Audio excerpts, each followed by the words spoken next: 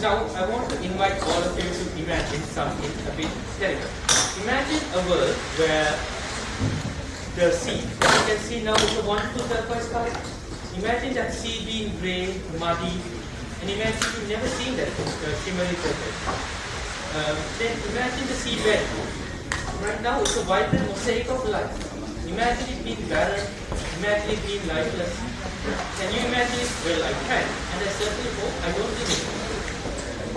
I one day going to carry out issues. But what if that is commonality? What if the species that gave them like food and abundance now are no longer able to do their families? Sri Lanka has recognized the need to act, and we have taken actions both on field and off field. And right now we are still waiting for self-action. So Sri Lanka, along with 24 other partner countries, played a key role in having the United Nations General Assembly recognize World Seagrass Day as an international day of celebration. And as the celebration of this World Seagrass Day, we have an exciting agenda. So we have some great speeches, then we have a great musical, we have great singers. We also have outlets for all of you to unleash your creativity. So, And we now invite Mr. K.R. the Secretary of the Environment,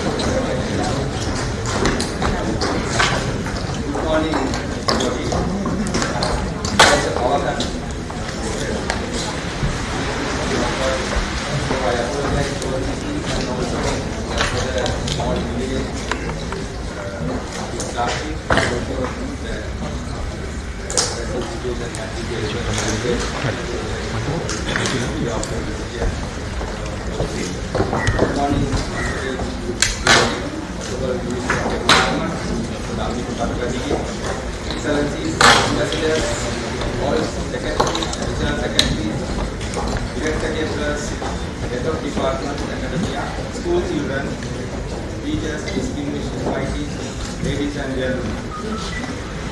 It is my great pleasure to welcome all of you to the commemoration of the third World Seagrass Day, organized by the Ministry of Environment together with other partners. Today, we gather not only to celebrate the importance of seagrass ecosystem, but also to reaffirm our commitment to their conservation. Sri Lanka being a nation which belongs to the Pacific seagrass region and has a coastline of approximately 1,600 kilometers. The lake provides biologically diverse coastal environment, unique ecosystems. This is because Sri Lanka is an island and we enjoy all the diversity of it. Sri Lanka is home to vast and valuable seagrass meadows.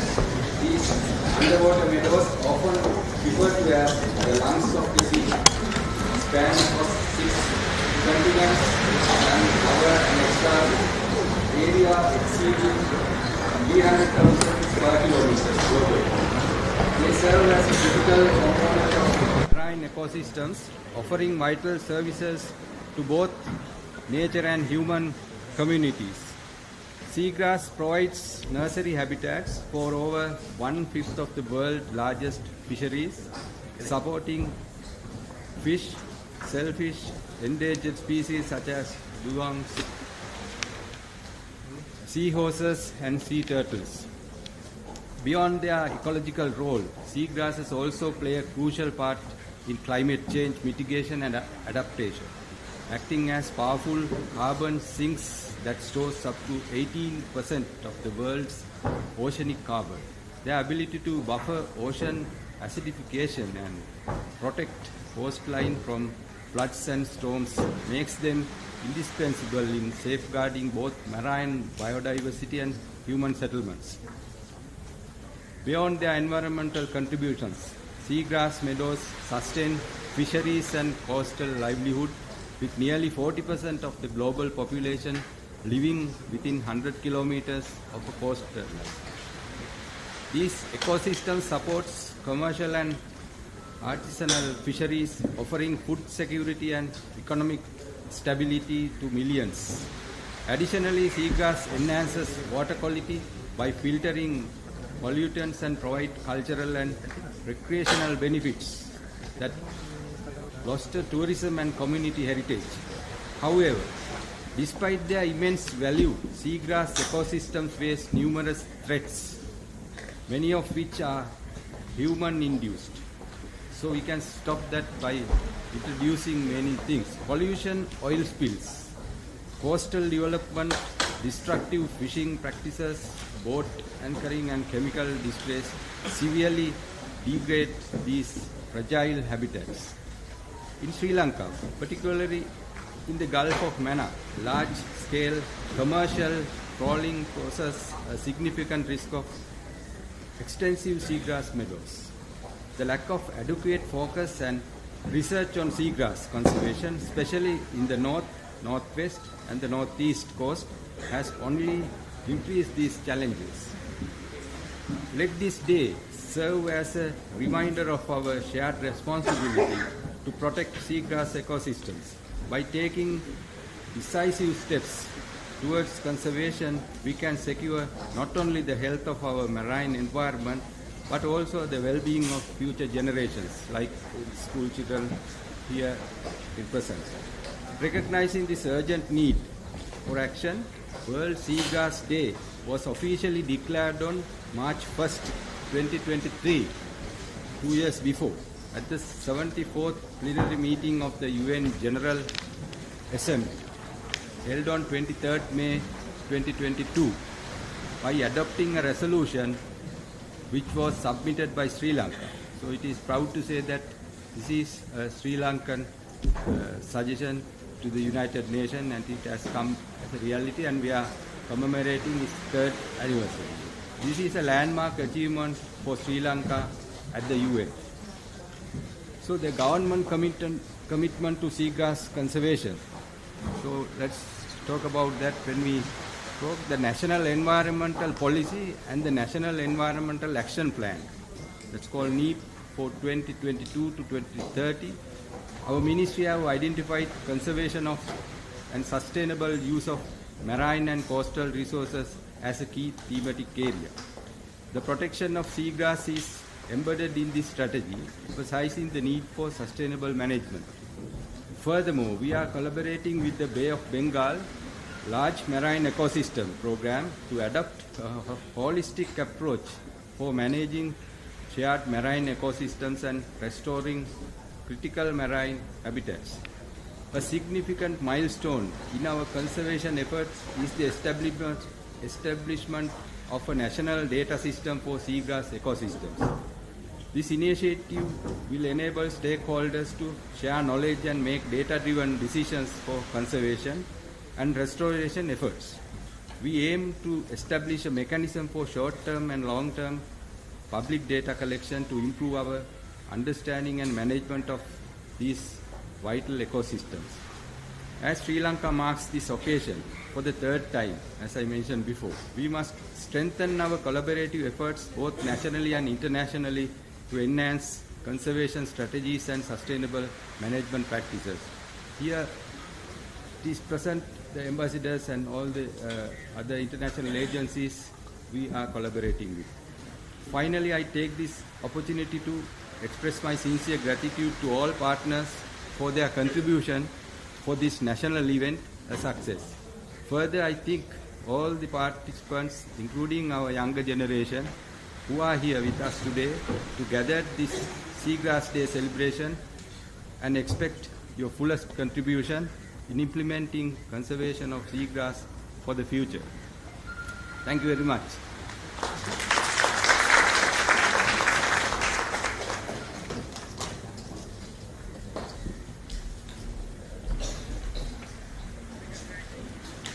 Thank you, Mr. Udiwalan, for a wonderful speech.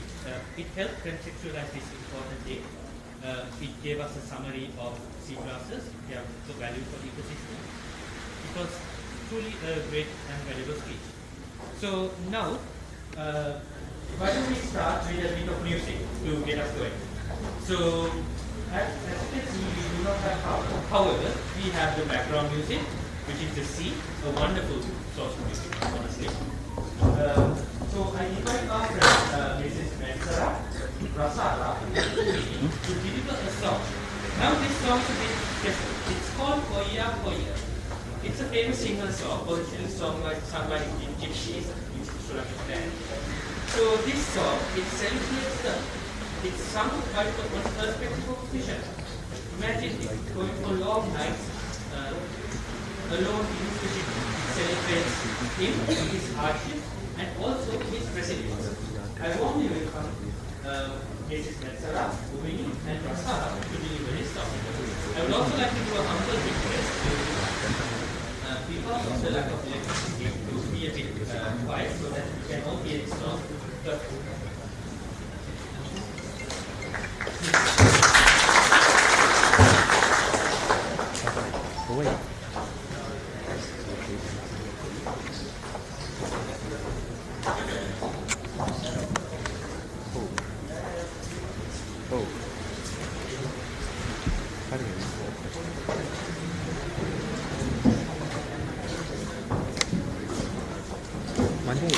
Tape ada orang tu.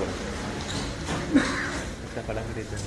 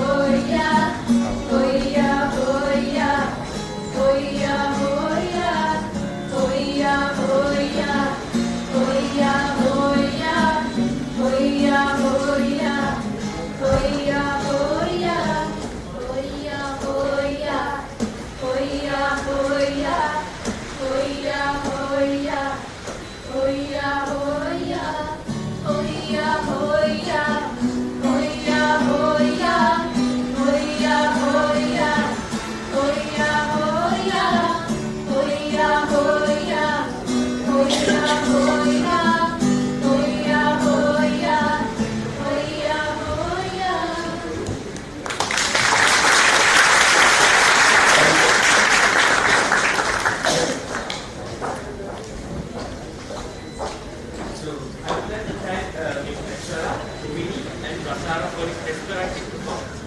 I believe we can Hoya, we all pictured a fisherman struggling to pull his net. Now these communities are tightly bound to the ocean. Their livelihood depends on seagrass. So let us always remember that protecting seagrasses, protecting our ocean, is not only protecting the environment, it is protecting our people, their well-being, but most importantly, it is protecting their spirit. We would now like to welcome our keynote speaker, Professor Seagrass. So let me just introduce her to you.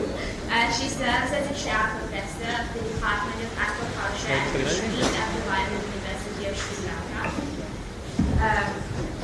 We have power. Her work, informed by her extensive research on coastal ecosystems, disturbance and policy governance, has been used when drafting key policies such as their mangrove conservation policy. Further, at the Ministry of Environment, she is the chair of the National Mangrove Expert Committee and a member of the National Blue Carbon Task Force. Dr. Selwandi, we warmly welcome you to take the stage.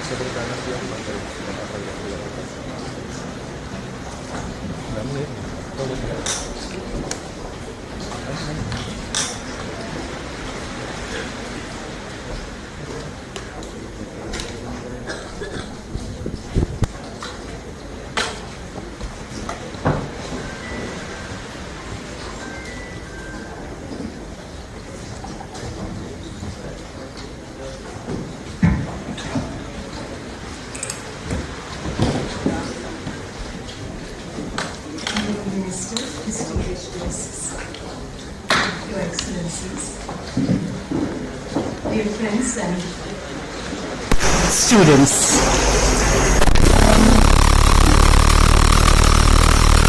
I'm really happy to stand here now to speak to you.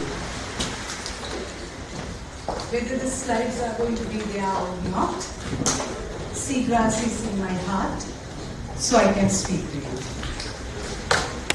What I really wanted to talk to you today is on the theme, that is seagrass and the youth. More than ever, I tell it with determination that everything belongs to you. And therefore we have a right to make sure that what youth aspires is taken care of. And you all here are there for that fact. Because you care for the environment and that you care for the youth. And my keynote will take you to seagrass and youth and the need for science for the grooming. But before I start, I really don't want to disappoint anyone. I know different countries, different organizations have set a limit to what is youth. Do you see any youth here? Well, for me, I go by youth with a good news first. I want all of you to see whether you fall into this category. If you fall into this category, that your heart always flies, maybe your legs are not, yet if your heart always flies, for the good reason, for the good deeds, you are an eternal youth. So I address to all the eternal youth as well as the proper youth today. But when we talk about youth, there's also things that we have to keep in mind. Youth that is about to take this world, they do have their own challenges. What you see there is the youth unemployment. Youth unemployment is a chronic problem all around the world. And if you go by the numbers that are right behind me, you understand why more than ever we must invest on youth, just like the way we invest on the environment. Because their life and the environment, the world we are leaving to them, is not as good as what we received from our forefathers. And that's exactly why days like today matters, for us to renew our commitment to take care of the environment. Just like the youth, Seagrass, we heard from our secretary some very good explanation about seagrass, the fact that there have been the flowering plants in the sea. If you look at the map, you can see the 72 species of seagrass that have been identified so far, its distribution, but most importantly, you can see that they are distributed not uniformly. Different countries got different numbers, different diversities of seagrass in the world. And if you look at where we are, it's Sri Lanka, Asia, it's a hot spot. Here in Sri Lanka, we boast about 16 species of seagrass found along the coastline of our country. So we do have a commitment in order to make sure we take care of them. Now, to do this, what do we need? Well, I thought, as the keynote, it's my responsibility to bring you the latest science. So last 2-3 days, I spent reading science journals, numerous science journals, to find out what's the latest knowledge that is out there. So what you are seeing is just a very few months, December 2024 to February 2025. Within these 3 months, some of the key publications and their outcomes, and I'm going to say why they matter. The very first publication that I'm going to show you, because there are a lot of youth here, a lot of students here, I have added the publication so that if you want to read the full paper, you can always go and read the paper. The very first publication is an eye-opener in relation to seagrass. Why? Because it very clearly brings data very close to home from Andaman Nicobar Islands of India, which says that the thriving seagrasses and their health depends on the sediment load. We know seagrass loves sediment. However, too much sediments will end up smothering seagrasses. Not just that they will smother seagrasses, but they will also end up creating algal blooms around seagrasses, reducing the seagrass extent. Are you aware that seagrasses are walking in the sea? Seagrass meadows, depending on the season, contracts and expands, and that's why I said it's walking in the sea.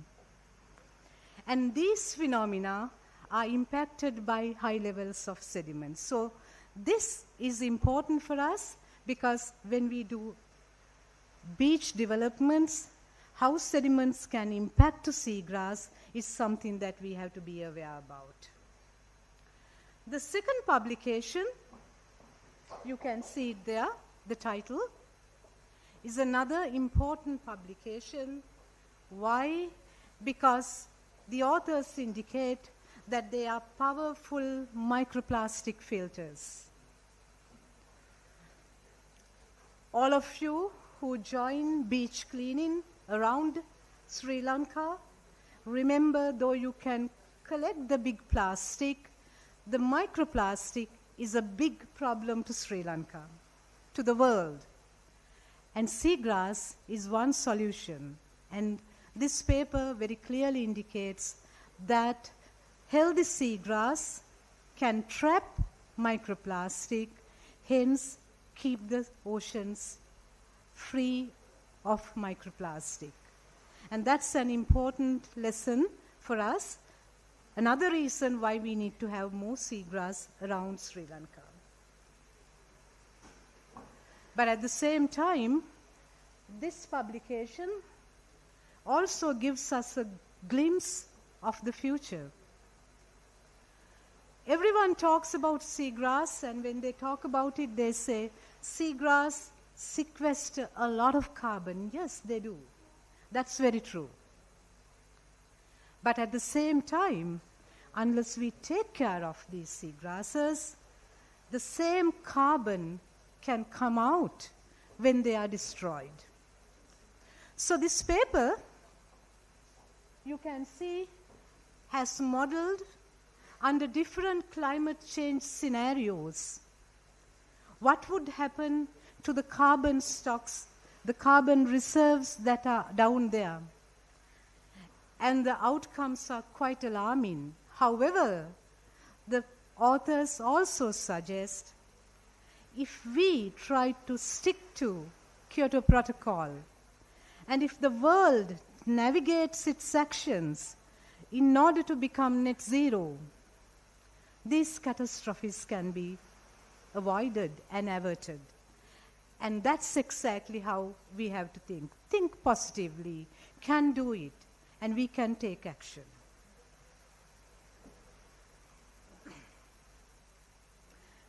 Dugong is an animal that is so charismatic. If you look at all these paintings done by the children, you will see a dugong, because everyone associates seagrass with dugong. And this publication that came out this year very clearly indicates for the survival and the distribution of dugong, at least in and around Australia, they have found it's the small patches that matter. And the small patches, smaller the patches, smaller the seagrass. You can see the species here, the two species, Halophila ovalis and Halodule uninervis, which are very, very small seagrass, as small as this. But they have the capacity to sustain viable populations of dugongs. Now, this is an important thing for us, because when we think of development, we might end up seeing a very small patch of seagrass. But what the paper says is these small patches do play a role. So do read this paper. It's an interesting paper with some interesting outcomes. Now, this publication is an outcome of several years of monitoring coming all the way from Monaco. The authors have followed a development that was done in the seafront of Monaco, where normally when the developments happen, we talk about basically removal of seagrass, because up to now, the conventional thinking with the developers, with the scientists, with the conservationists, were that seagrass cannot be translocated. However, after 4 or 5 years of monitoring, they have proven it's possible. You could see how they removed, translocated the seagrass and the devices that they used. We as a developing country, as we move forward with coastal development, now have a hope. No, we really don't want to think this seagrass will be destroyed and we have to compensate it. No, why can't we think of relocating, translocating it? And you could see how it was translocated, those buckets, and how it was re-established. And the paper has clearly indicated how that translocated patch is now spreading its wings. The paper also indicates the need of science, especially they have indicated when to do this. The highest level of carbohydrates in the rhizome, the roots, are the best time to remove the seagrass so that they have enough energy, the starch, that enable them to go somewhere and establish and grow. So here's the future. Translocation of seagrass is a possibility. Seagrass is a world within world. Why I say so? These days, myself, along with few other supervisors, funded by the OCPP grant of the United Kingdom, under the Commonwealth, are supervising some of the students working on marine MPhil projects. One student is studying about seagrass. But his work is a very interesting work. Why is it? Because in Kayankani Sanctuary, in eastern coast of Sri Lanka, he is looking at who lives with seagrasses.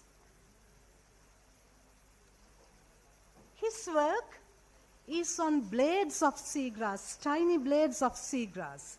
We take a scrape out of seagrass and we see who is there. I must tell you, we are blown by the number of species that we are seeing. Every blade is home to so many known and unknown species. And I know this MPhil student has years of work trying to identify what these species are. I'm showing you some of his results so that you get an idea. So every time when you pick up a small blade of seagrass, please remember, it itself is a home for so many other species, and that's exactly why seagrasses are capable of creating some wonderful food webs in the ocean. Science, the recent science, you can see the publication over there, has also indicated, I told you, seagrasses are in the crawl. They move forward and backward. Along with that, animals that tend to live there also move forward and backward, and our fishermen know it.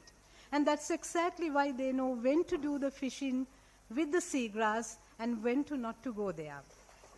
So that science is also clear to us now. But here's also another interesting paper. You can see the paper down here. This is a reminder to us, even in the ocean, something taken out of context can be a problem. Here's a species, Halophila stipulaceae, which is found in, you can see, Red Sea and the Western Indian Ocean, is now a problem in Caribbean islands. Not just it's an invasive, it's replacing their native seagrass, and at the same time changing the food webs. The take-home message is, although it is just one ocean, we must be very careful when we move species this way and that way. It's not just that. Sadly, because very few people see these tiny seagrass under the ocean, half the time they look like there is nothing, tend to go and destroy seagrass by planting other things. This photo comes from Sri Lanka. You can see how a beautiful seagrass, someone is trying to convert it into a mangrove. And this is a good time for us to understand seagrasses are unique, they are very important ecosystems, and you saw the amount of species in a single blade of seagrass. Therefore, let seagrass be seagrass. So, youth, that is all of you, I said, we all fall into the category of youth as long as our hearts flutter when we see these things. I would like to conclude by saying we have enough evidence, we have enough science. What we now need is science-driven management. What we need is to do it now. I wouldn't say tipping point is far away.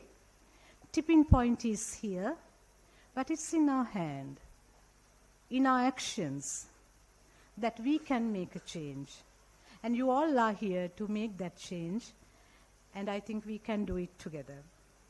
And with that, I thank the organizing committee for inviting me to deliver the keynote speech. Thank you, everyone.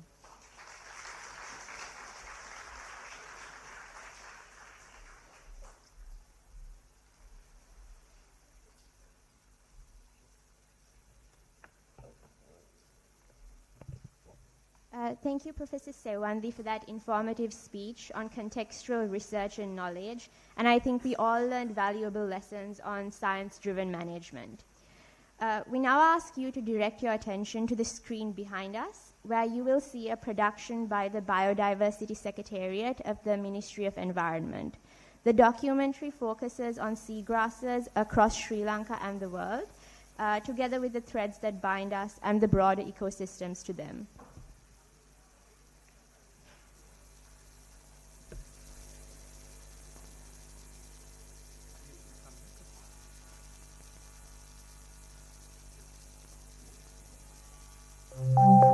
Lush greenery beneath the sea. These are seagrass meadows, one of the most important marine ecosystems in the world. Globally, seagrass beds are often found closer to shallow, coastal and brackish waters. However, a few deep seagrass meadows can be found on the margins of the deep ocean where sunlight reaches the seabed. Seagrasses are flowering plants, and they have successfully colonized the marine ecosystems, so they mark the last frontier of flowering plant distribution in the sea.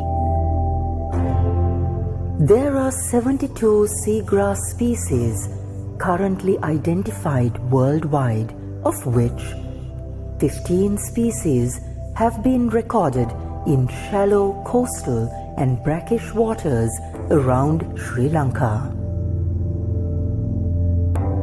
Seagrass beds are vital to the immense diversity of marine life, from those that mimic the very leaves that sway to the rhythm of the sea, to some who are permanent residents, and to others that come only to feast on the grass. Seagrass beds serve as an important breeding ground for many marine creatures. Many creatures living in the shallow, salty and brackish waters rely on seagrass for food. Seagrass is one of the main dietary components of the critically endangered marine mammalian species, the dugong. Sightings of these fairly large-sized mammals are very rare in Sri Lanka.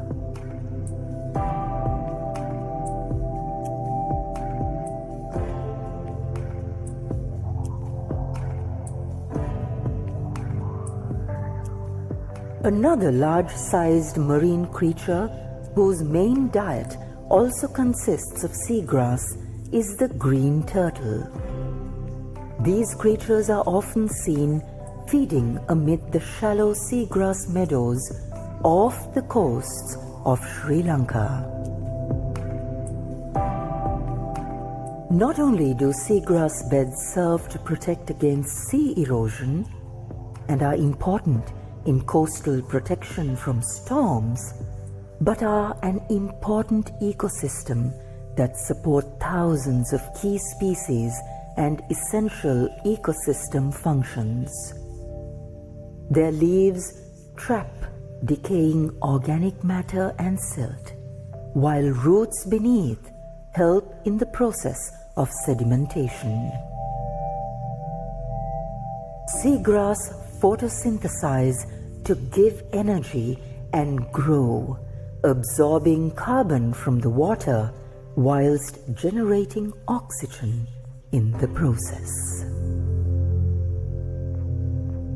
In addition to storing carbon in their leaves and roots, seagrasses also help create carbon-rich sediments, making them better carbon sinks, 35 times more effective than rainforests.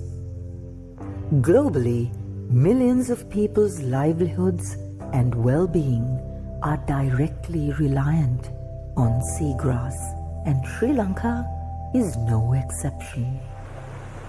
Small-scale fisheries which contribute greatly to meeting our protein demands are based primarily around the seagrass ecosystem.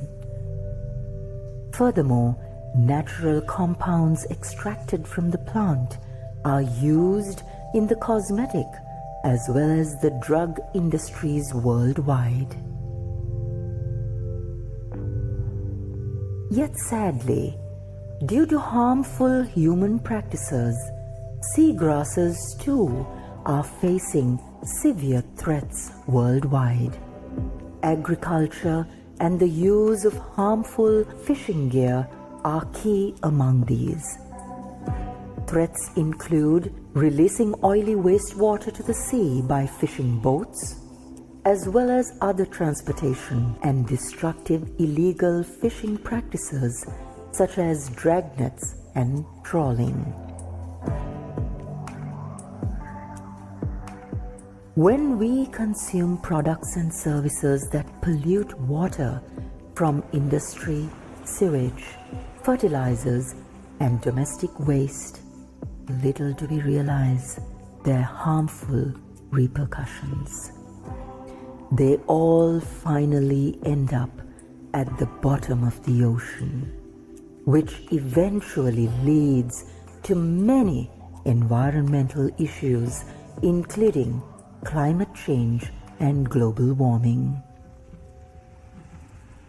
Coastal development projects carried out around Sri Lanka, especially mangrove planting in these seagrass meadows, without scientific basis, can have an irreversible long-term effect on these meadows, which may even lead to habitat destruction. Recent large-scale commercial sea cucumber projects implemented without comprehensive environmental assessments in Sri Lanka will undoubtedly have a harmful impact on these precious seagrass ecosystems.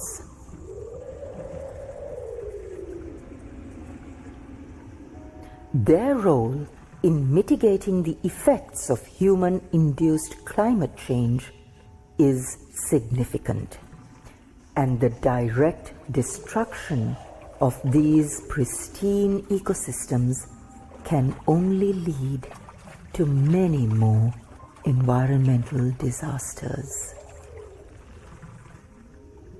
Unless we take responsible protective measures now, it won't be too long before all of these precious seagrass meadows will be completely wiped off the earth's surface.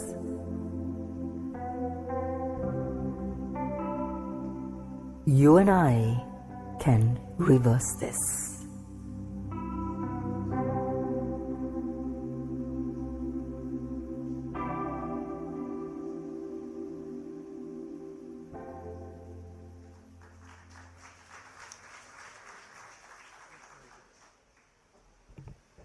Our next item is the result of the hard work put in by students from the University of Visual and Performing Arts. The joys and sorrows of life, the deep, meaningful relationship that exists between humans and nature, is captured by this musical performance.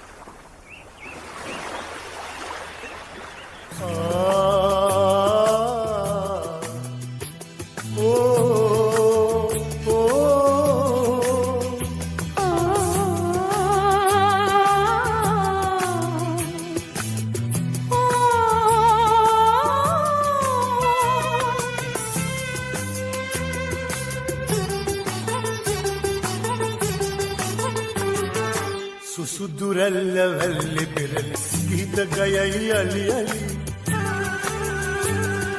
ಸುಸುದುರಲ್ಲವಲ್ಲಿ ಬಿರಲಿ Geetha ಗಯಲಿ Ali ಯಲಿ ಯಲಿ ಸುಸುದುರಲ್ಲವಲ್ಲಿ ಬಿರಲಿ Geetha ಗಯಲಿ ಯಲಿ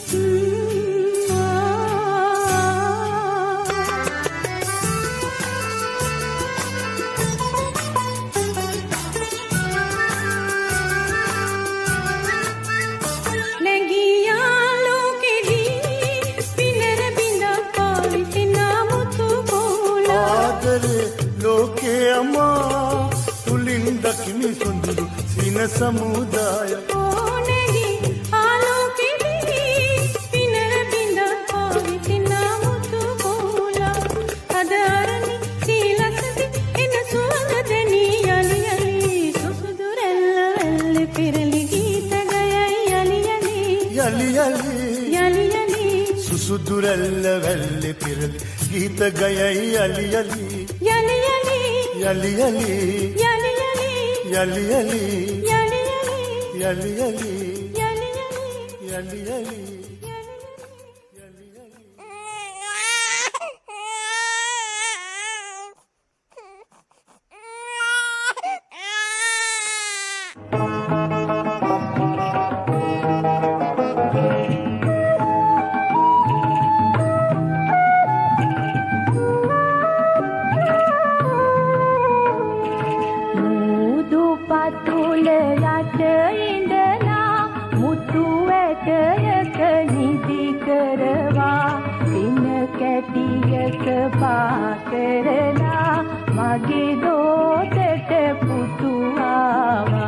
mage do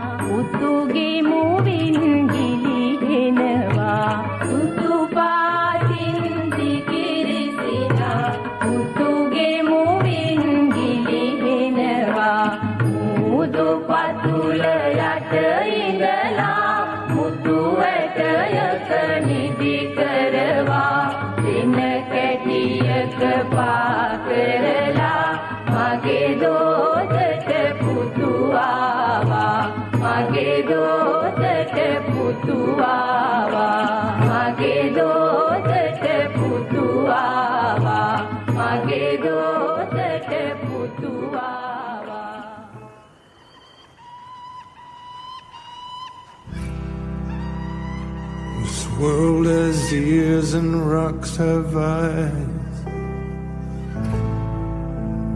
Nature loves to hide. The world is a bush full of fiery eyes. Nature loves to hide. We are not alone. We are not alone. We are not alone. We are not alone. We don't see them. We don't see them. We don't see them. We don't see them. We are not alone. Still we are not alone.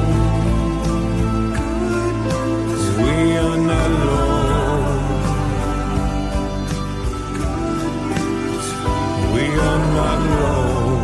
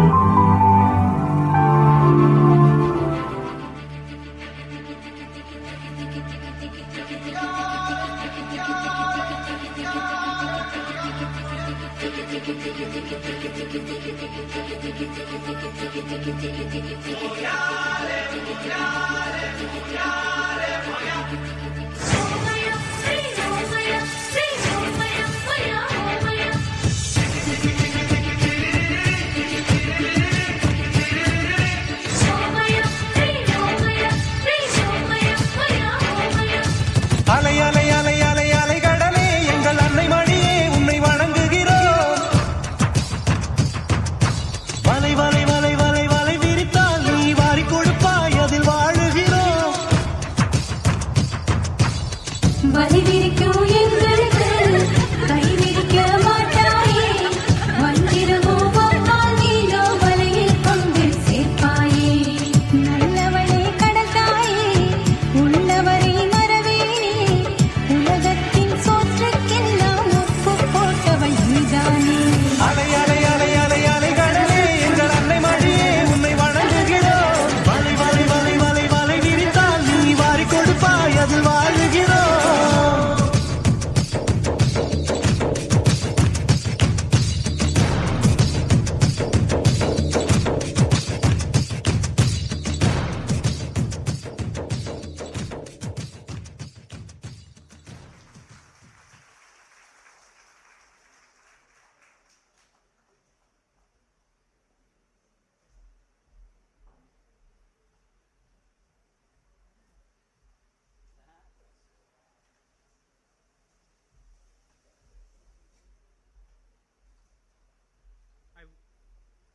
So I wish to thank the students of the University of Visual and Performing Arts for their stunning musical. This musical was so beautiful. It was showing the threads, and it also showed the circular nature of life, and especially the circular nature of life of coastal communities. So for our next item in the agenda, I'd like to ask the audience a question. Do you know where in Sri Lanka do we have the most extensive seagrass meadows? Well, the answer is in the seas of Mana. So in the communities living in that area, they have this thousands of years old rich wealth of traditional knowledge. What you will see now is a video where a community elder is teaching the children all of his knowledge. He is telling them about the importance of seagrasses, the importance of their functions, the importance of their ecosystem functions, and also the importance that seagrasses have for their own livelihood, which is something that they know. So as you are watching this video, please remember that the kids in this video one day will be sitting there like that old man talking to their own kids. So that is how traditional knowledge becomes a thread that binds many generations together. Thank you. வணக்கம்.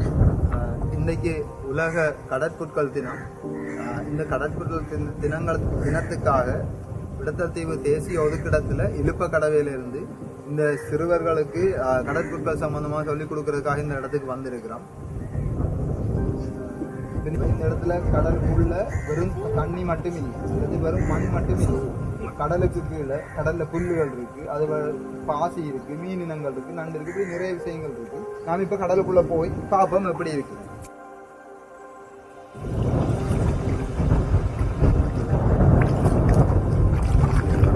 சரி, இப்ப நாங்க இந்த இடத்துக்கு வந்திருக்கிறோம் கடல்ல இருக்கிற புல்லுகளை பாக்குறது.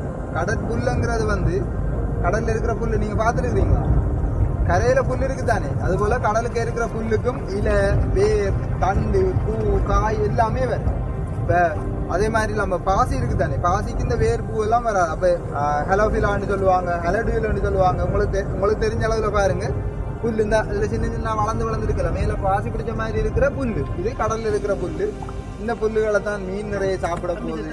இந்த புல்லு வளர்றதால தான் இங்க உங்களோட கடற்கரையில் நிறைய மீன் இனங்கள் வளருது. நண்டு, இறால், கணவாய், கருப்பு நண்டு, இதெல்லாமே இதுக்குள்ளதான் வளர போகுது. அது அந்த அந்த அந்த வருது புல்லு தவிர. அப்பதானே மாடுல இருந்து பால் கறக்கலாம், அப்ப வேற மான் வந்து சாப்பிடும். அப்படி இருக்கு தானே, அதை நாங்க சொல்லுவோம் உயிர் பல்வகம். அந்த புல்லு இல்லாம போனா தம்பி நேரா நிக்கணும். அந்த புல் இல்லாம போனா கரையில ஒன்றுமே உயிரோட இருக்கலாது. அப்படித்தானே? கடலுக்குள்ள இந்த புல் இருந்தா தான் ஓரா மீன் வந்து என்ன செய்யும்? கடலுக்கு புல் இருந்தா மீன் வந்து சாப்பிடும். சின்ன மீனை பெரிய மீன் சாப்பிடும். அப்பதான் நிறைய மீன் வரும். கடலுக்குள்ள கடல் பண்டி என்று கேள்விப்பட்டுக்கிறீங்களா?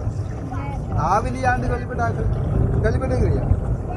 அது என்ன செய்யும்டா, கடலுக்குள்ள இருக்கிற மாடு மாதிரி அது வந்து இந்த புல் எல்லாத்தையும் சாப்பிடும். அப்ப இந்த புல் இருக்கிற இடத்துக்கு தானே கடல் பண்டி வரும். புல் இல்லாடி வருமா? அப்ப நாம இந்த புல்லை பாதுகாக்கணுமா? பாதுகாக்க தேவையில்லை.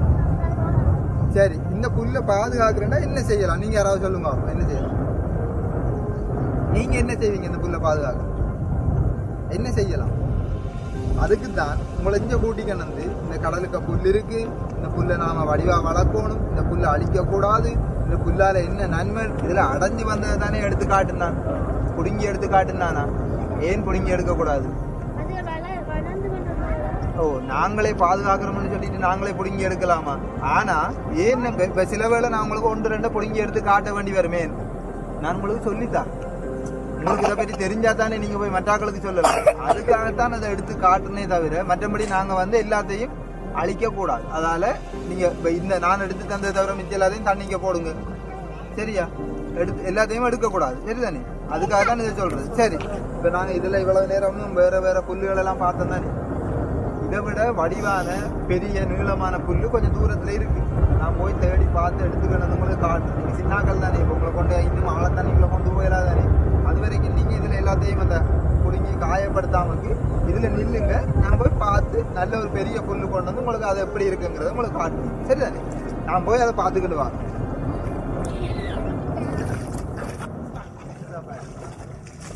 நான் உங்களுக்கு சொன்னேன் தானே, இதை விட இப்ப நாம பார்த்ததை விட நல்ல வடிவான கடல் புல் எல்லாம் இருக்கு. இங்க தெரியுதா? இங்க தெரியுதா?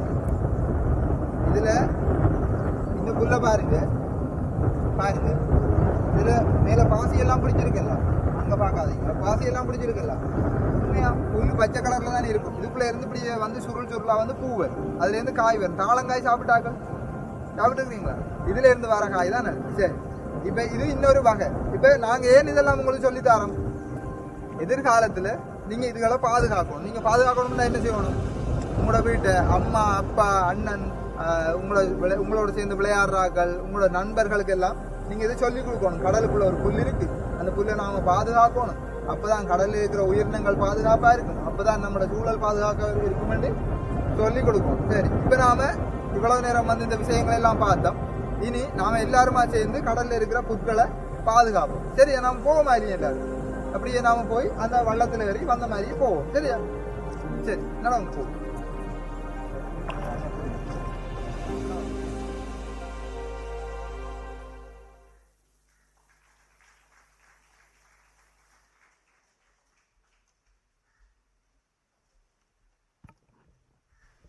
Mr. Peter Thompson currently serves as the UN Secretary General's Special Envoy to the Ocean and has dedicated his life to advocate the safeguarding of marine ecosystems. Though he could not be here with us today, he has filmed a message wishing Sri Lanka well for its marine conservation efforts, and that message will be played now.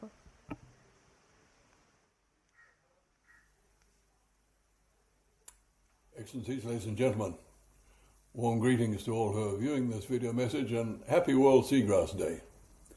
I'd like to thank the Sri Lankan government for this opportunity to celebrate World Seagrass Day and to congratulate them for their recognition of the importance of the day.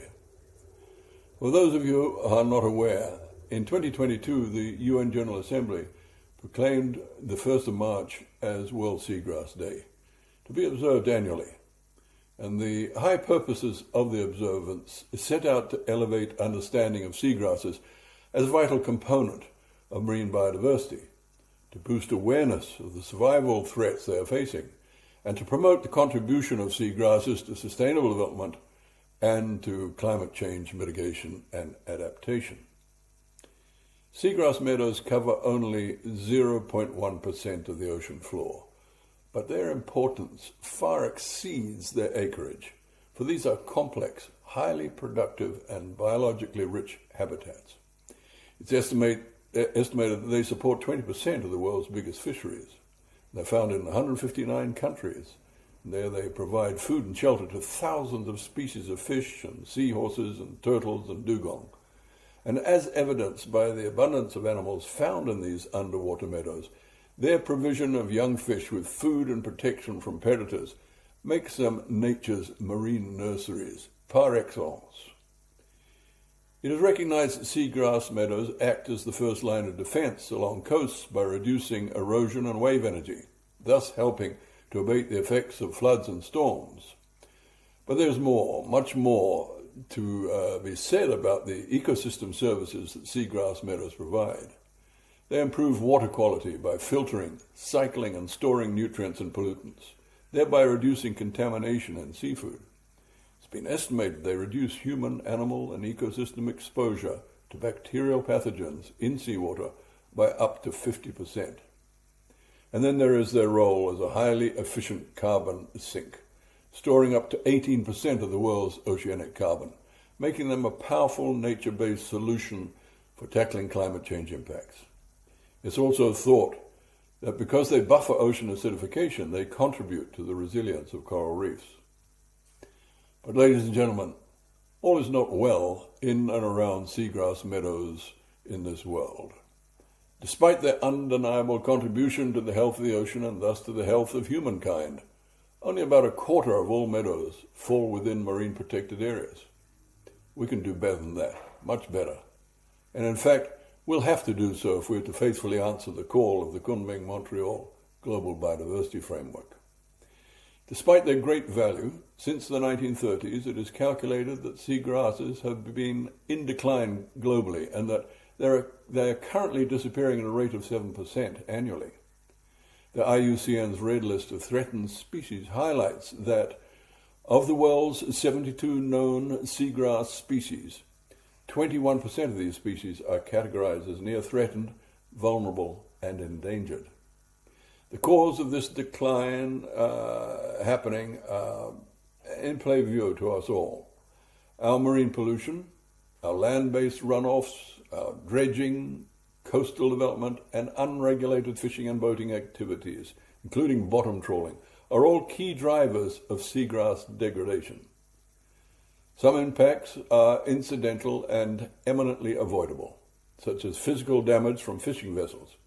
But when we witness reclamation of areas for coastal development, we are observing calculated degradation, as we are when we observe tourism accommodating measures in the form of seagrass clearance to improve swimming conditions. Also avoidable, if you're prepared to embrace the logical, existential demands made upon us all by scientific evidence, is that seagrasses are increasingly threatened by climate change. Global warming means a hotter ocean, and higher water temperatures can cause physiological stress and even death for seagrasses, while rising sea levels present their own challenges. The good news is that despite a general global trend of seagrass loss, where remedial human interventions are properly planned and implemented, declines are abated and substantial recovery of seagrasses can result. The call to action is thus for much greater engagement at regional, national and local levels to make these beneficial interventions and to use all means at our disposal to raise public awareness of the great value of seagrasses to the environment and we who live within it. I'll leave you with a fun fact for World Seagrass Day, which is that crabs and shrimps are pollinators. Seagrasses actually are flowering plants that can live underwater, and that's where our crustacean friends come into the picture, taking on the aquatic pollination work that bees and birds perform on land. I find this a wonderful illustration of the connectivity of life in the ocean, and how all creatures great and small have a special place in the web of life. On World Seagrass Day, I call on you all to spread the word on the protection of seagrasses, lest we and those who come after us lose the inestimable value of the ecosystem services of these wondrous underwater plants. And I thank you all for your attention.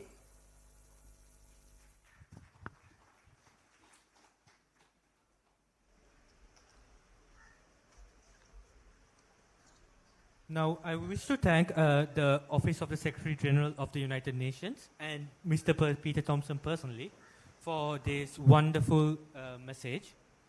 Now, moving on, let us attend the awarding of a research ceremony. We'll do the research thing first, right? So, Amindi, have you heard about the phrase that knowledge is power? Sorry.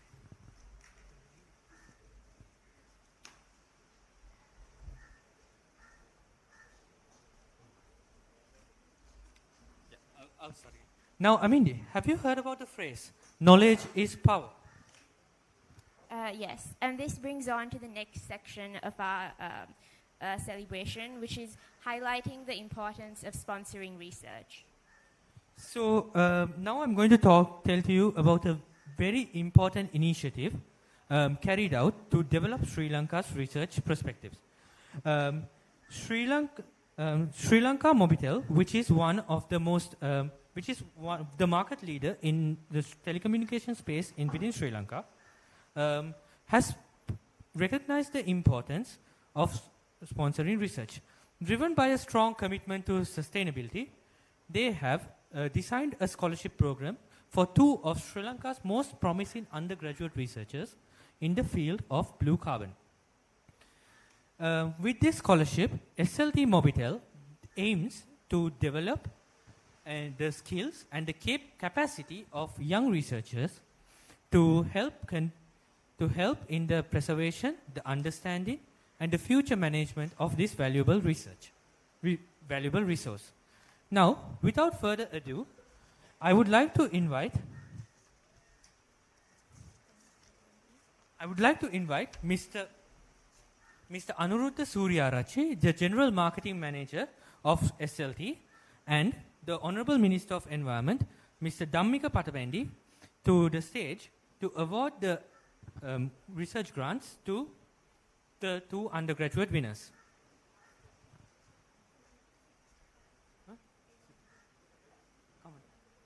I would also like to invite the Honorable Secretary, Mr. K.R. Uduwala, sir. Please come.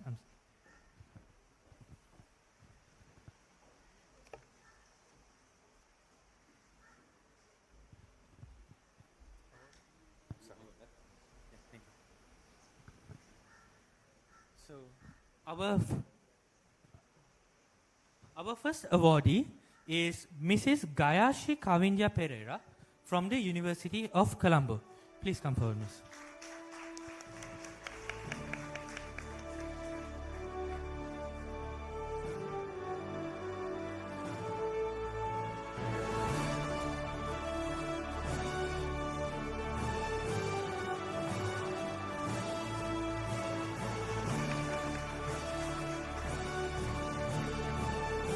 Let us also give a round of applause to our second awardee, Mrs. Dhananjani Vijayaratna from the University of Wayamba.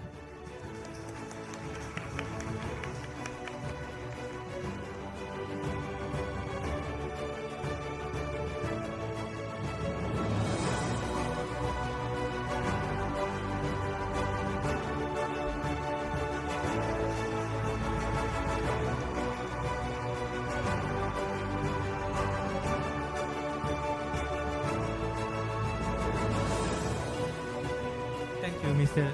Secretary K.R. Uduwala, sir, and thank you, Mr. Suryarachi, sir. Now, moving on. Now, you will talk about the distinction. We have held an art competition for a wide range of age groups, and we will be displaying the drawings.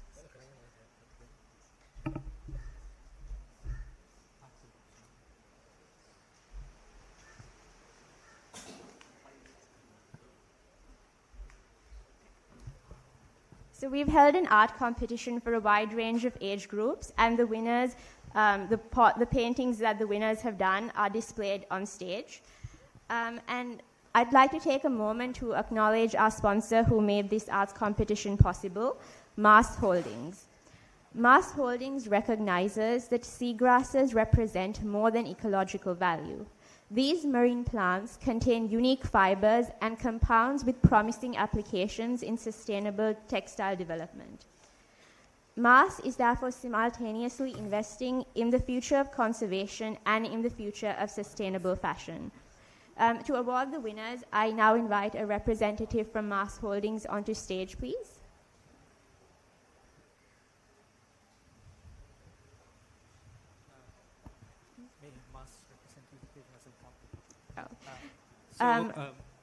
We will move on with the awarding of the ceremonies to our talented young artists. As you can see, all their paintings have given a deep understanding and also a symbolic understanding of seagrasses and their role. Starting on, let's start with under 13. In third place is Mr. K.A. Jetum Hansidu Anuhas from Ananda College. Please come on stage.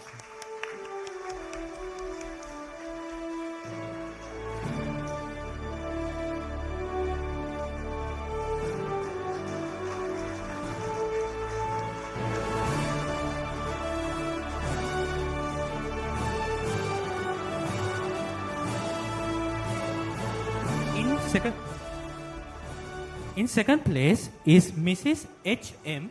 Manuli Odara from Paladuwa Gunaratna Mahavidyalaya.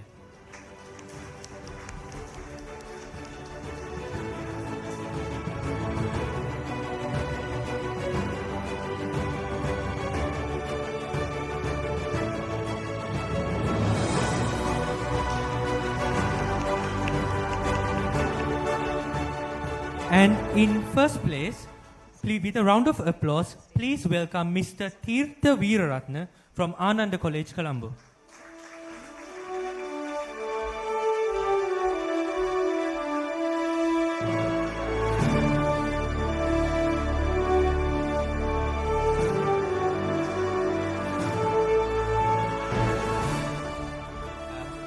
For the next category, we would like to invite the secretary, Mr. K.R. Uduvala, onto stage, please. Please come to stage, sir.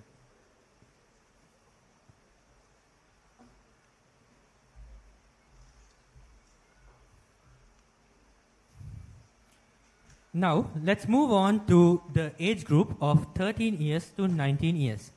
So, in third place, we have Miss K.G.A. Jituli Yamulya from Museus College, Colombo.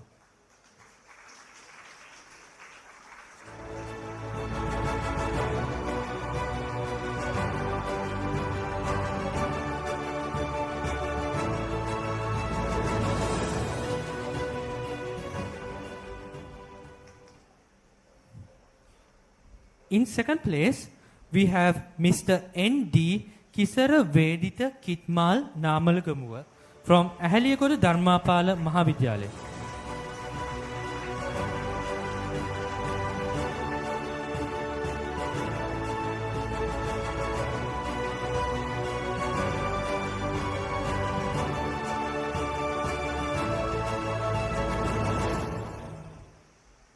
And in first place, we have Mrs. Y.D. Sachinja Himarshani from Janadipati Vidyalaya.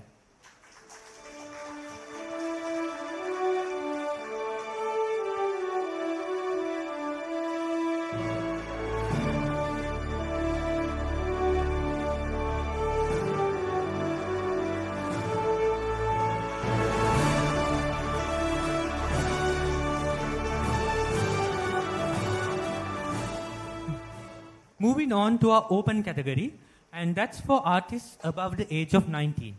So their art has been displayed on the stage, as you can see. So in third place, we have Mr. I.P. Asanka Somajiva.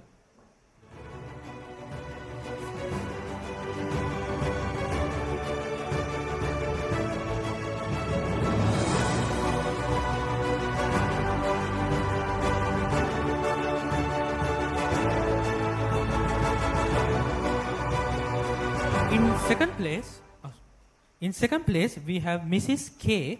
Piumi Chamoda.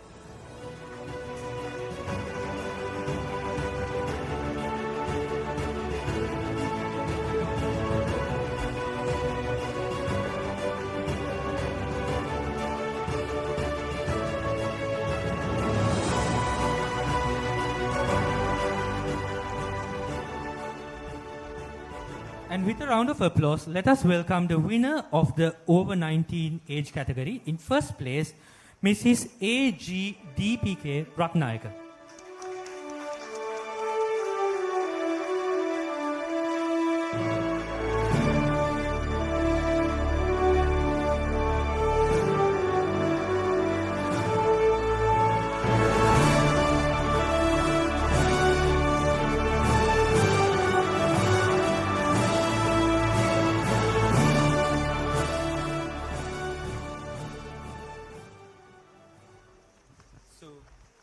Now, as you can see, we had so many art pieces.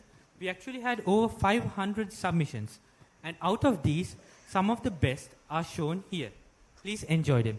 And now moving forward, we have an address by the Honorable Minister of Environment, Dr. Dhammika Patamendi. Please take the stage, sir, for your address.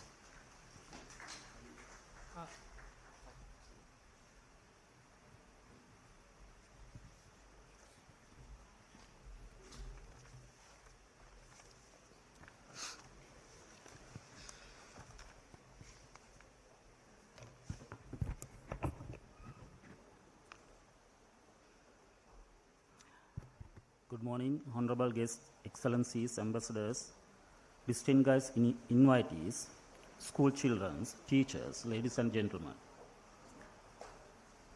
It is my great pleasure to address at the national event of the commemoration of the 3rd World Seagrass Day organized by the Ministry of Environment with other partners.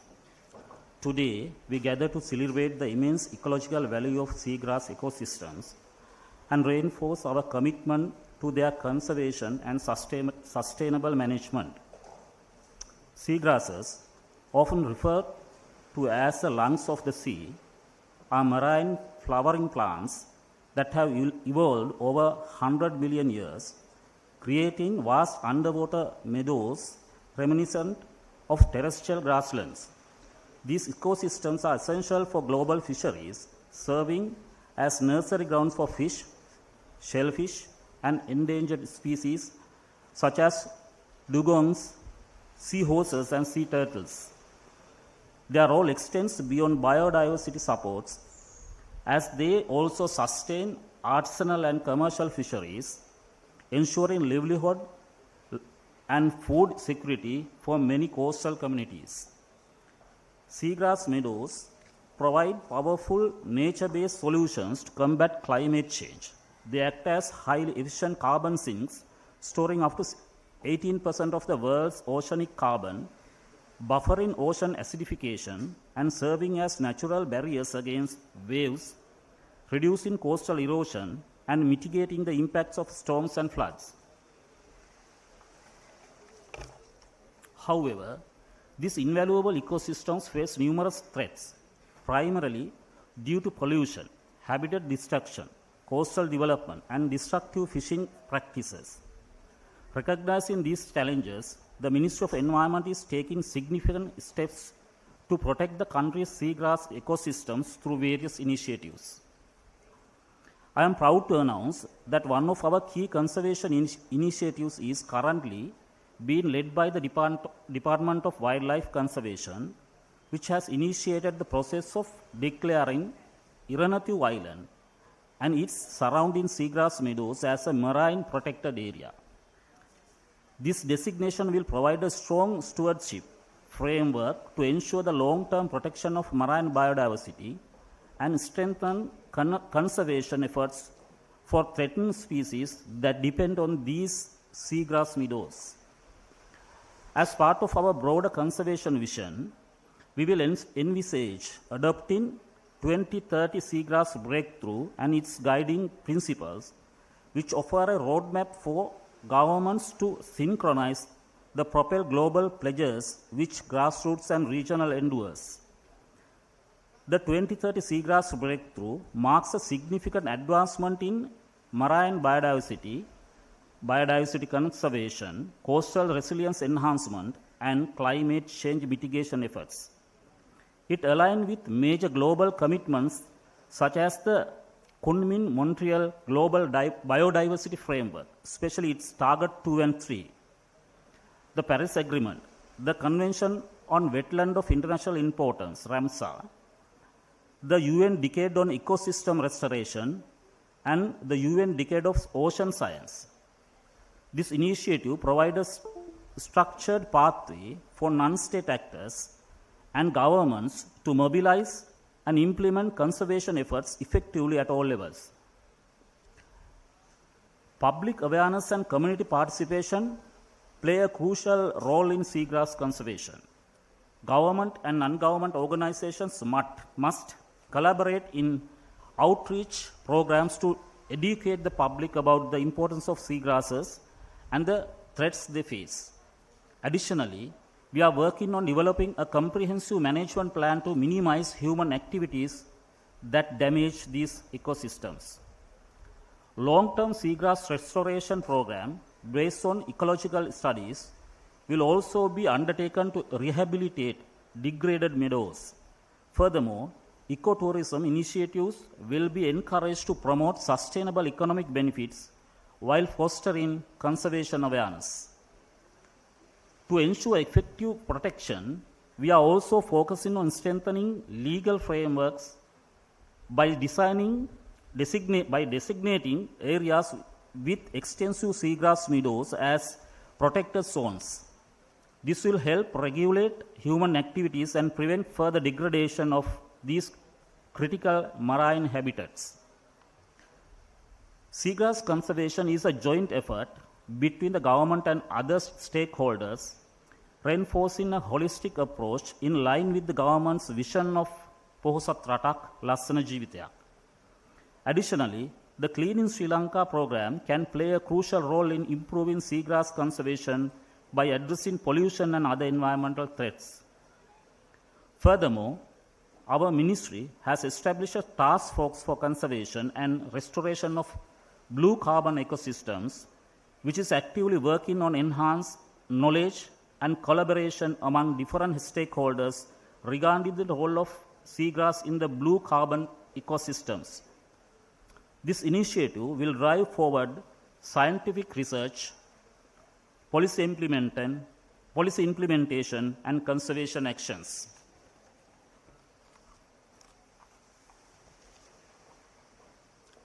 Colombo is an accredited Ramsar city wetland. Very few cities have been given this status. The healthy seagrass is the key reason why sea turtles who depend on seagrass as their habitats for younger stages, mating and also some as feeding grounds have started returning back to Colombo. Recognizing the global and national responsibility bestowed upon us, Government of Sri Lanka will initiate several steps to ensure we stand over and above it. This would include recognizing the coastal belt that has formed right across Port City, where many turtles now periodically nest as an environmentally sensitive area. Working with the hotel sector to ensure that red lights are installed to ensure that nesting turtles and returning hatching are safe. Such hotels will get a premium market, and we plan to promote ocean-friendly tourism in city. Under Clean Sri Lanka, we wish to ensure that coastal rehabilitation, including shallow seagrass beds, are given priority. As we commemorate World Seagrass Day, I urge all stakeholders, including government agencies, conservation organizations, research institutions, and local communities to join hands in protecting and restoring our seagrass ecosystem. Our collective efforts will ensure a sustainable future for our marine environment, benefiting both nature and people alike. Finally, I take this opportunity to express my sincere gratitude to all participants here today. Our presence and commitment to seagrass conservation inspired hope for the future. Let us work together to preserve these precious ecosystems for generations to come. Thank you very much.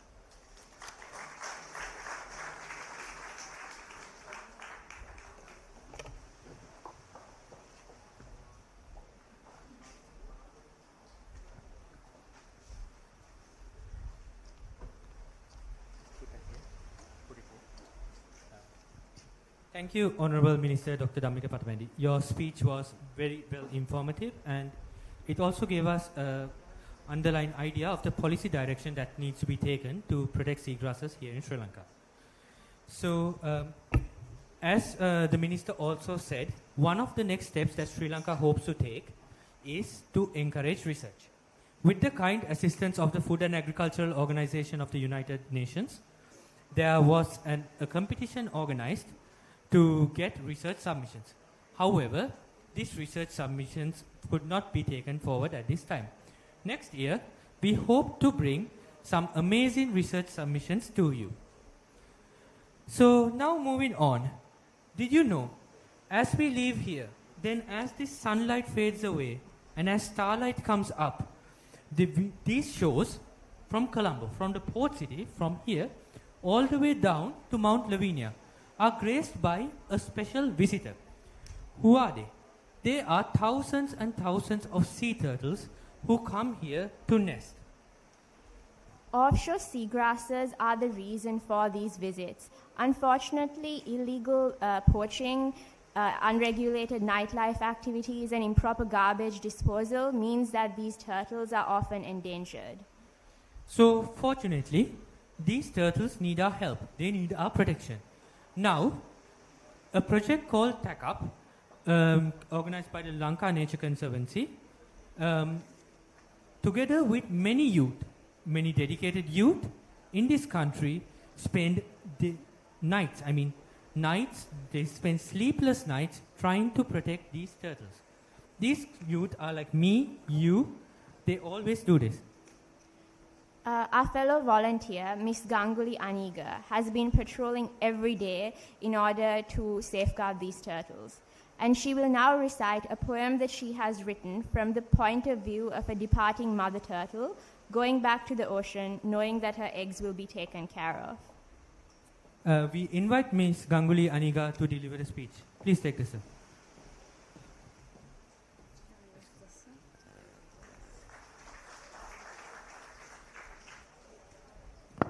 So I have come here to represent all the youth and all the others partnered under TACUP program to patrol the coastline of Colombo every night and support Sri Lankan Coast Guard and Sri Lankan Police with the permission of Department of Wildlife Conservation to let them collect the turtle eggs.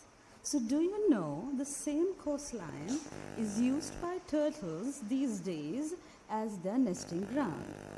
So because of multiple threats and the sad situation of our coastline due to pollution, we have no other option but to relocate their eggs so that the young ones can return to the ocean safely.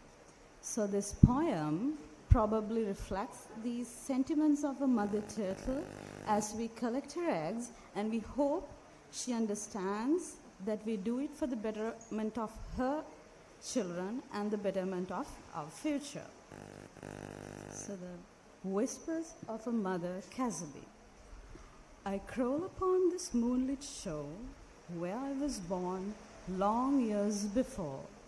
The waves still sing their gentle tune, silver light spills from the moon.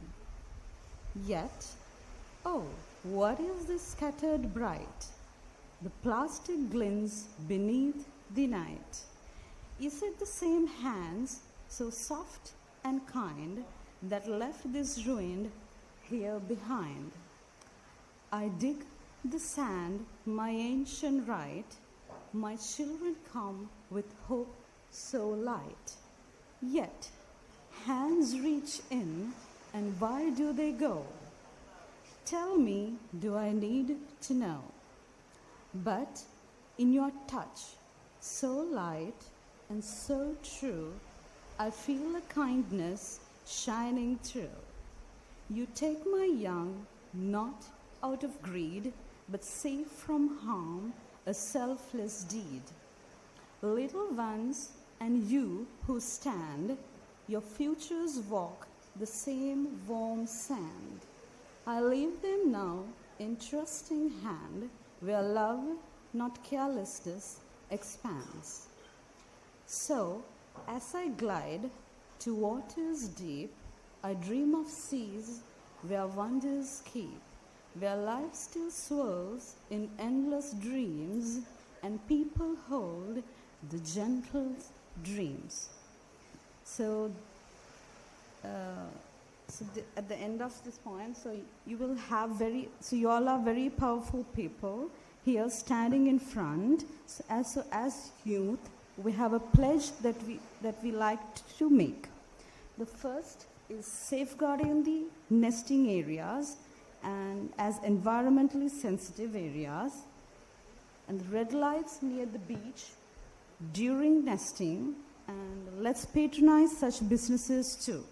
So we need a cleaner and a greener coast. Thank you.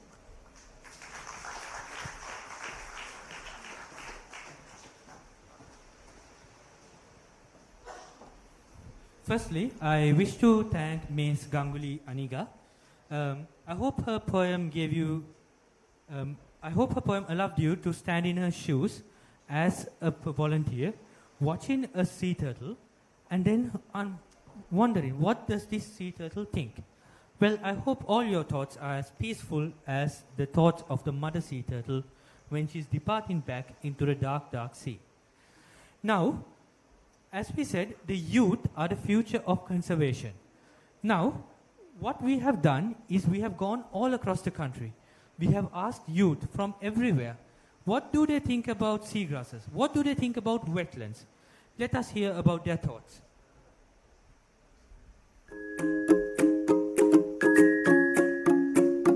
ඔබ දන්නවාද? මුහුදු තුනකින් ඉස්සන් සහ අලංකාර කුඩා මසුත් සඳහා ආහාර සහ නවයතන් වගේම මුහුදු උරන් සහ කොළකැස් බෑවන්ගේ ප්‍රධාන ආහාරය සපය. ඒ වගේම වැසි වනාන්තරවලට වඩා 35 ගුණයක වේගයෙන් කාබන් කපඩක් කරමින් දිනකට වර්ග මීටරයකට ඔක්සිජන් ලීටර් 10ක් දක්වා නිපදවන මුහුදු තුන සමුද්‍රයේ භෞතික පරිසර පද්ධති Seagrasses are underwater heroes. This underwater ecosystem is home to diverse marine life. Seagrasses meadows are carbon champions. They absorb carbon dioxide at an incredible rate, up to 10 times faster than tropical rainforest. They can fight against climate change. Seagrass meadow, known as the lungs of the sea. It absorbs carbon from the atmosphere much faster than other carbon sinks. Seagrass can build and maintain coral reef islands. These often referred as nursery habitats. Seagrass meadow doing important role in curbing climate change. The seaweed beds are home for fishes. When the seaweed beds are clean and healthy, the fish can live happily and safely. But if there is too much trash or something bad in the sea, the fish might get sick.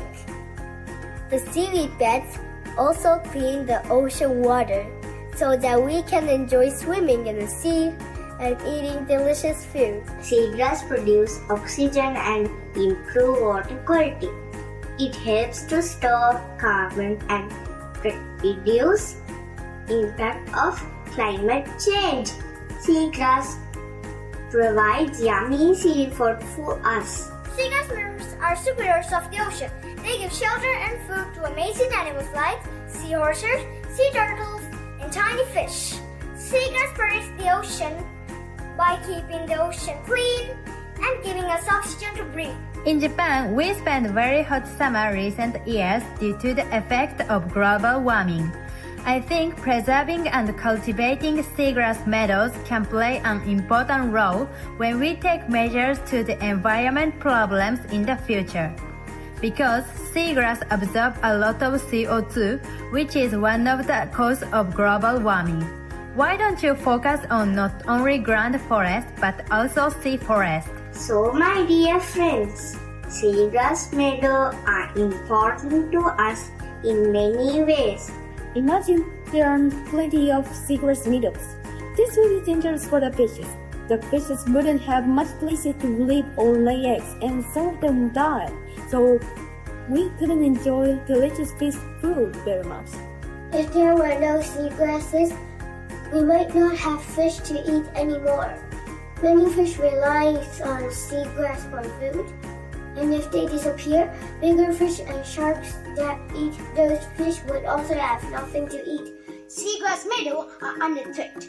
Once people understand the importance about seagrass, it will be easier to protect. 海の藻場がなくなってしまったら生態系が破壊されます。また、藻場は空気中の大量の二酸化炭素を貯蔵してくれます。Pollution, coastal development, rising temperatures, and sea level rise are threats to seagrass meadows. Pollution and boats can hurt seagrass meadows. If they disappear, many creatures will lose their homes. 人間は藻場を守る使命があります。私たちにできることは海を汚さず関心を持ち続けることです。Let's save the valuable sea environment. With abundant resources like seagrass meadows, we can enjoy life more with fishes. We can save the seagrass meadows by raising awareness, strict regulations to protect marine habitats, adopting sustainable practices. Let's take care of the seaweed beds. Let's keep the ocean clean. No more sea rubbish.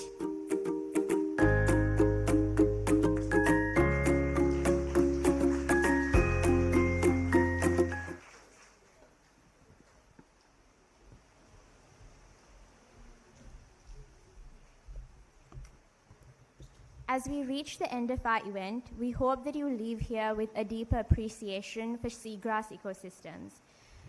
We now invite Mrs. Padma Abekon, the Additional Secretary of the Ministry of Environment, to deliver the vote of thanks.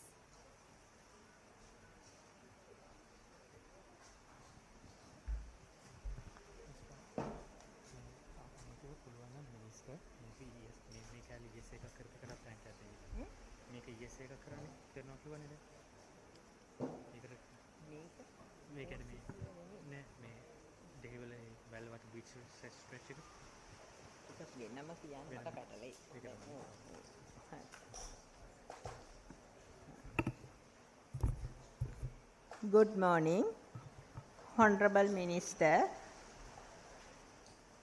Excellencies, distinguished delegates, and distinguished diplomats, Secretary of the Ministry of Environment and other secretaries from the respective ministries, officers from UN agencies and intergovernmental agencies, officials from government, non-government and private sector organizations, school children, teachers and university students, youth, media officers. Ladies and gentlemen, as we conclude this important momentum national event commemorating the 3rd World Seagrass Day under the theme Grooming Youth, Blooming Seagrass. We respect the youth through our theme. I stand before you with immense gratitude to deliver the concluding remarks and the heartfelt vote of thanks on behalf of the Ministry of Environment. First and foremost, I extend my sincere appreciation to Honorable Dr. Dhamnika Patayandi, Minister of Environment, for his unwavering support in ensuring the success of this important event. I also extend my heartiest gratitude to Mr. K.R. Uduwawala, Secretary to the Ministry of Environment, for his invaluable guidance and support throughout the planning and execution of this event. A special words of thanks goes to all ambassadors, high commissioners and foreign diplomats who have honored us with their presence, underscoring the international significance of this important event. We are deeply grateful to Mr. Peter Thompson, Executive Officer of the UN Secretary General, for his insights video which has enriched our proceedings. My thanks also extend to all secretaries, additional secretaries, chairpersons, director generals, and all the head of institutions for their presence and continuous cooperation for conservation efforts. Furthermore, I extend our appreciation to the Foreign Ministry, particularly the Director General and staff of the Ocean Affairs and Climate Change Division, the Department of Wildlife Conservation, and the Marine Environment Protection Authority for their significant contributions in ensuring the success of this event.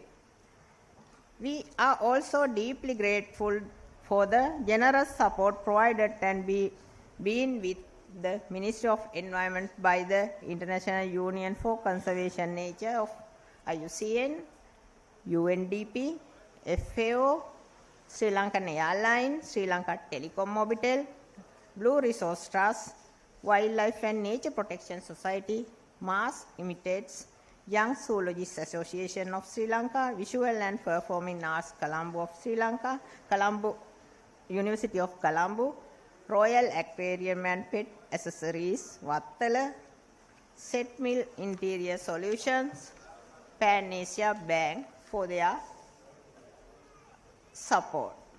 I must say, without their contribution, this successful program would not have happened today. I extend my sincere appreciation for their instrumental role in organizing various initiatives, including the Undergraduate Scholarship for Blue Carbon Ecosystems, sponsored by Sri Lanka Telecom, the Tri-Language Zone for Seagrass, the Sea and Life Musical, the Theory of Resilience, Journey of Resilience, and the Art Competition. This remarkable public-private partnership has been crucial to the success of this event and future conservation efforts as well. A special note of thanks goes to the Professor Sewandi Jayakodi for her inspiring keynote speech and unwavering support provided from beginning to end of this event. Additionally, I extend my appreciation to organizing team, including Additional Secretary Environmental Development, Director and staff of the Biodiversity Secretariat, especially Ms. Surani Patirana, Assistant Director, Ms. Himali Gamage, Dr. Manoj Prasanna and Mr. Asanka Vijayawardena, Mr. Susanta Udagedara and his team of Blue Resource Trust, and also Mr. Medisha and his team of WNPS for their dedication and hard work in making this national event a success. I would also like to thank Sport City for providing the venue and assisting the logistical support.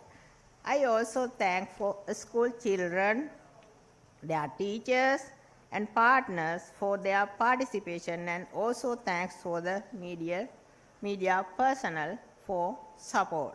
I must thank to announcers for their voluntary support to success this national event.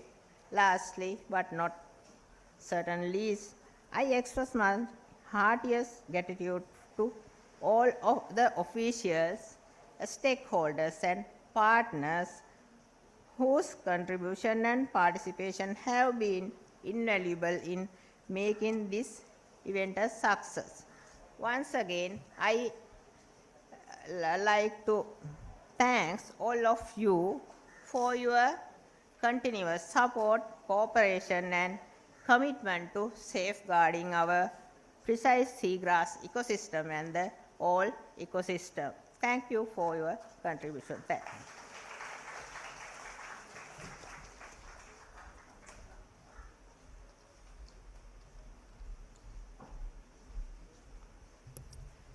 On a final note, there will be a mural drawing session that will be happening behind you that will be conducted by the talented artists from the Young Zoologists Association and also sponsored by the Food and Agricultural Organization of the UN. Everyone is invited to participate Hopefully, our winners from the art competition have provided some inspiration for you. Additionally, I know many of you may not have seen like seagrass with your own eyes. So there is a variety of seagrass that is displayed again behind you in aquariums. So if you want to see seagrass, please make your way over there. We also have organized refreshments for you to enjoy. And so thank you for putting up with all the unexpected roadblocks and for attending this event. We hope you all have a wonderful day. Thank you.